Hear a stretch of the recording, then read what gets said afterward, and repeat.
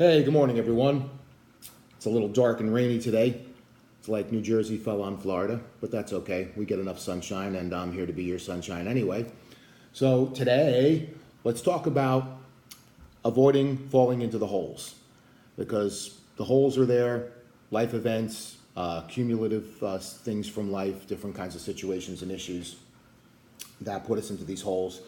And for me, my life is all about not falling back into the holes again. The new ones that are going to pop up are just going to pop up, but I try not to fall back into the old ones. And we do this by making sure that we pay attention to our routines, our patterns, our negative thoughts. And the main thing that always used to trip me up was ruminating, overthinking, trying to figure everything out because I thought I was smarter than smart and I figured I got this and I'll just, blast all this information through my brain. I'll keep going and going and going with it until I come up with answers. And if I don't, I'll just vent and bitch and complain and try to work things through some other way. And the problem with that is we accelerate our mental activity, which is really a bad thing to do. We think that all this figuring is what's going to get us to an answer, and really the answers can come in silence, in peace.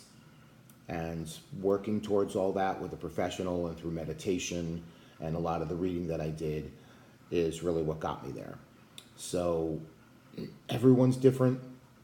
Everyone has different things that they're working on. But one way or another, the only way you're going to get there is if you sit back and do the best you can to relax. Because when you first start to see the initial things falling into place, when it's even something as simple as you're driving and maybe you're the kind of person that gets aggravated in traffic, the things that, pick and poke at you, all of a sudden that starts to go away. That is what happened for me. That's one of the first things I noticed is that I was calmer in traffic. And I remember telling my therapist how excited I was that, I'm stuck in traffic and I'm not even getting pissed off. So that was very cool. That was something that motivated me to continue to go beyond things because I figured that's the foundation. I'm going to notice these little things. And then eventually the bigger things that I used to try to work out in my brain or that I used to just vent about or just play around with and back and forth like there was a tennis match going on inside of my head, things just don't happen anymore. That doesn't mean that I don't have my moments, like I don't have a couple of days here and there, but like I said in the last video, I don't stick with it. And it's a beautiful feeling to know that you've moved beyond all of that because it does make life better. It really, really does. And I don't think that there's anyone out there, no matter how great your life is, that wouldn't want to attain some kind of growth in knowing that there's something else that you can achieve.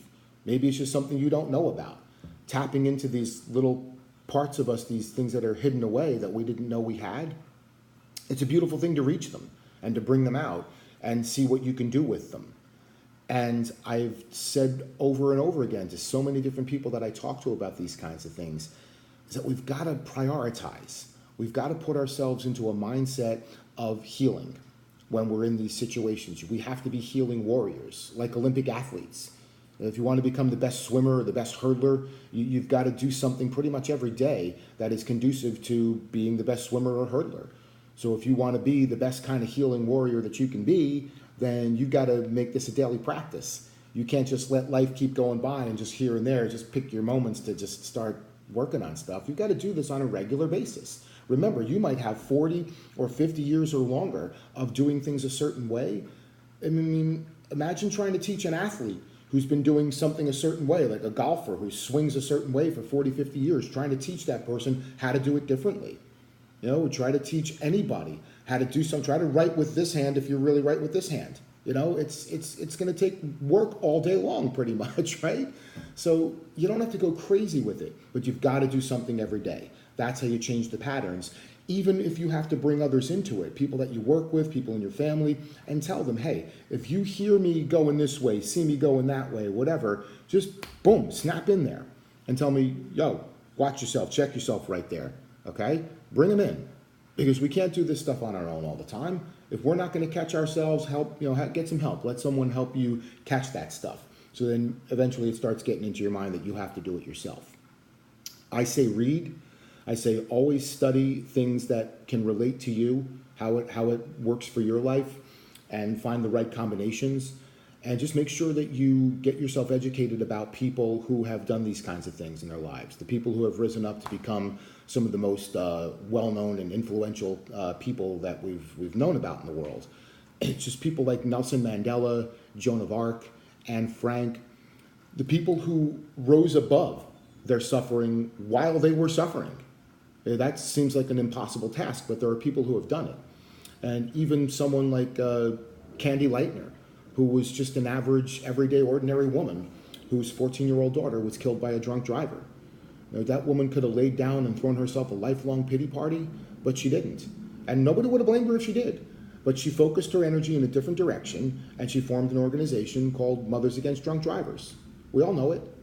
I mean, that woman didn't just change her own world, she changed things in the world itself. That organization has saved lives. So we don't all have to rise up to that kind of a status in order to consider ourselves having gone from grief to greatness. But those people have shown us how to do it in the extremes, in those extreme kinds of situations. So, there are so many things beyond that you can use to motivate yourselves. We all have mantras, I guess. We all have affirmations we can do. There are so many different sayings and quotes that we can try to live by. And let me just interject this one thing. There's one quote that I do not like that I'll tell you about. Live like there's no tomorrow. I don't like that. Don't do that. That's my advice. Because that just sounds too anxiety-ridden to me, doesn't it? Live like there's no tomorrow, so there's not going to be a tomorrow. Okay, you know what my reaction to that is? There's not going to be a tomorrow! Oh my God, did you guys hear? There's not going to be a tomorrow! No, that's crazy. I say live like it's never going to friggin' end. Give yourself some peace and balance that way, okay? So, peace and love.